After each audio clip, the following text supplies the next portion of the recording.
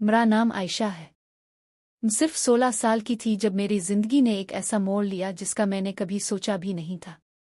हम एक सादा सा पाकिस्तानी घर में रहते थे जहां मोहब्बत थी लेकिन पैसे की तंगी भी थी। अबू एक छोटी सी दुकान चिल्लाते थे, सुबह जल्दी जाते और रात देर से लूटते।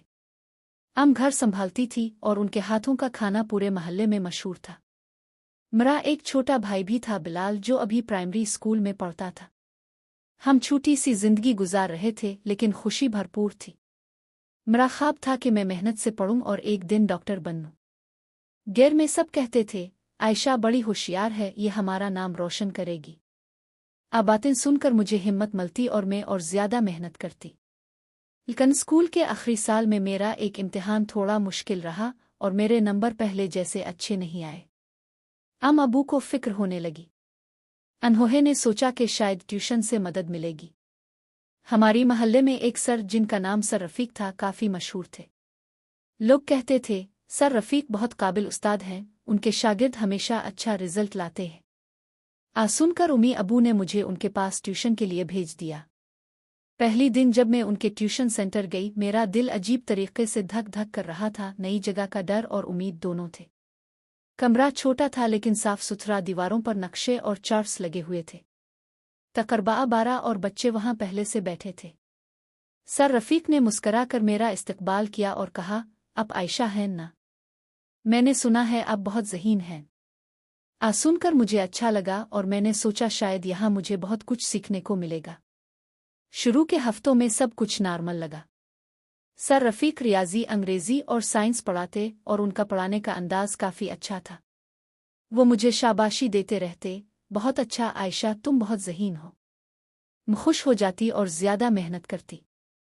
लेकिन धीरे धीरे कुछ चीज़ें अजीब लगने लगे। जब दूसरे बच्चे जवाब देते सर रफीक सिर्फ सर हिला देते, लेकिन जब मैं जवाब देती उनका अंदाज कुछ मुख्तलिफ होता।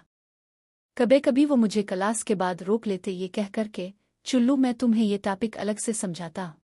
शुरू मैंने सोचा शायद ये सिर्फ एक अच्छे उस्ताद की तवज्जो है, लेकिन फिर उनकी बातें और अंदाज में ऐसी चीज़ें आने लगें जो मुझे ठीक नहीं लगती थी।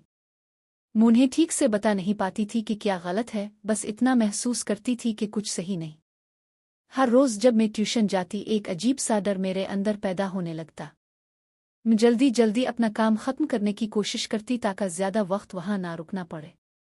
मेरा दिल चाहता कि मैं किसी से ये बात कहूँ लेकिन अल्फाज मेरी ज़ुबान तक नहीं आते थे। स्कूल में भी मेरा ध्यान हटने लगा। मेरे टीचर ने एक दिन मुझसे पूछा, आयशा, आजकल तुम खोई खोई क्यों रहती हो? मैं सिर्फ मुस्करा कर कह देती, कुछ नहीं, सब ठीक है। मर सहेलियां भी कहती, आयशा, तुम आजकल चुप चुप सी रहती हो, क्या बात है? लेकिन मैं उन्हें भी कुछ बता नहीं पाती थी। गैर पर उम्मी ने भी महसूस किया कि कुछ ठीक नहीं। अलिफाक रात खाने की मेज़ पर उन्होंने पूछा, आयशा, ट्यूशन में सब ठीक है ना? सर अच्छा पढ़ाते हैं? मेरा दिल चाहा कि मैं सब कुछ बता दूं लेकिन डर ने मेरी जुबान बंद कर दी। मैंने सिर्फ इतना कहा, जी उम्मी, सब ठीक है। लेकिन अंदर ही अंदर में टूटने लगी थी। रातवह को नींद मुश्किल से आती। मैं सोचती रहती, अगर मैंने किसी को बताया तो क्या वो मेरा यकीन करेंगे? क्या लोग मुझे ही इल्ज़ाम देंगे?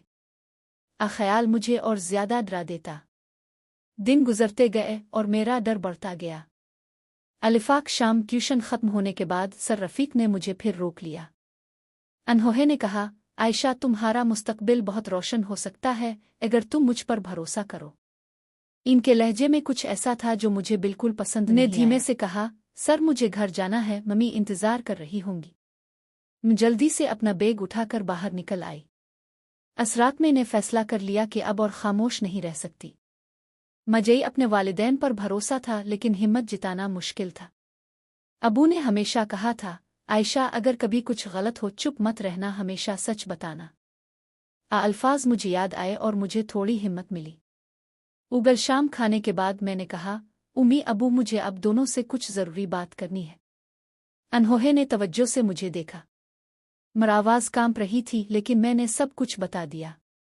मैंने उन्हें बताया कि सर रफीक का रवैया कैसा था और वो मुझे कितना बेसुकून महसूस करवाते थे।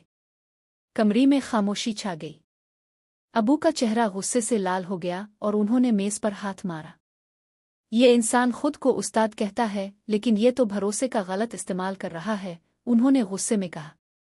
अम्म ने मुझे गिले लगा लिया, उनकी आंखों में आंसू थे। बेटा, हमें पहले क्यों नहीं बताया? हमेशा तुम्हारा यकीन करेंगे, उन्होंने कहा।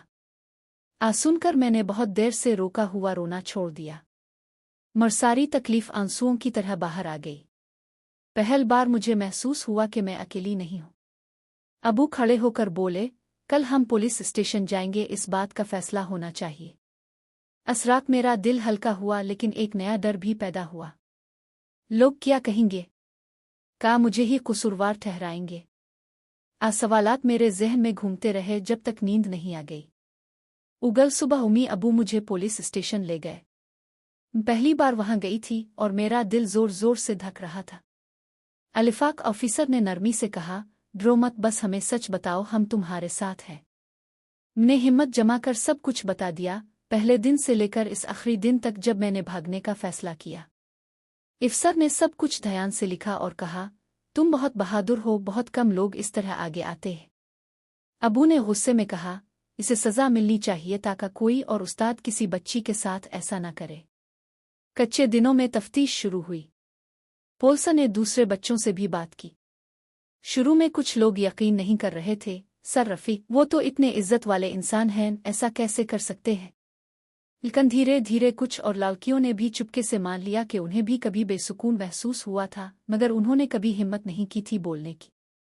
आखिरकार सर रफीक को गिरफ्तार कर लिया गया। महली में खबर फैल गई।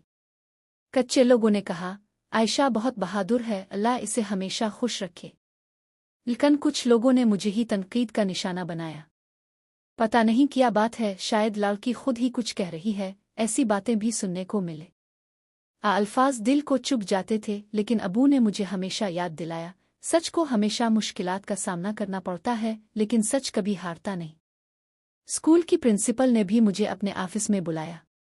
अनहोहे ने नरमी से कहा, आयशा, हमें तुम्हारे बारे में पता चला है, हम तुम्हारे साथ हैं, जब भी जरूरत हो मेरा दरवाज़ा हमेशा खुला है। सुनकर लगा कि दुनिया में अच्छे लोग भी हैं जो सही वक्त पर साथ देते हैं। अदालत का सिलसिला शुरू हुआ और ये काफ़ी लंबा चला।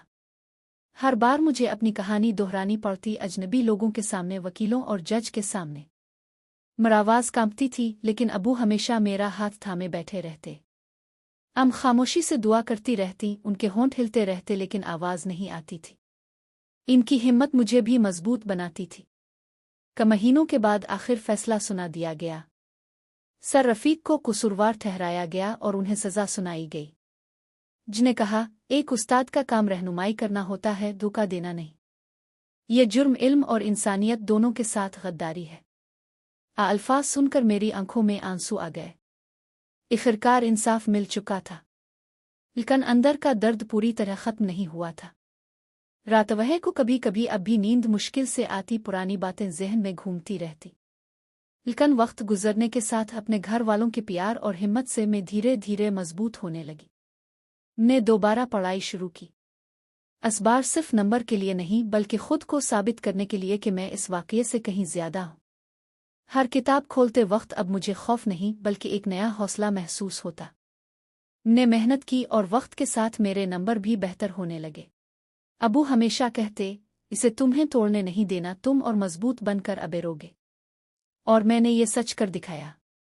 जब मैं रात को आसमान के सितारों को देखती हूँ तो खुद को टूटा हुआ नहीं, बल्कि मुकम्मल महसूस करती हूँ। वो वाकया मुझे कमज़ोर नहीं कर सका, बल्कि मुझे पहले से ज्यादा मजबूत बना गया। मेरा पैगाम है हर बेटी, हर वालिदैन और हर उस्ताद के लिए। बचोहे की बात सुनो, उनका एतबार कायम रखो और कभी खामोशी इख्तियार मत करो। खामोश मुजरिम को ताकतवर बनाती है और सच हमेशा मजलूम का साथ देता है।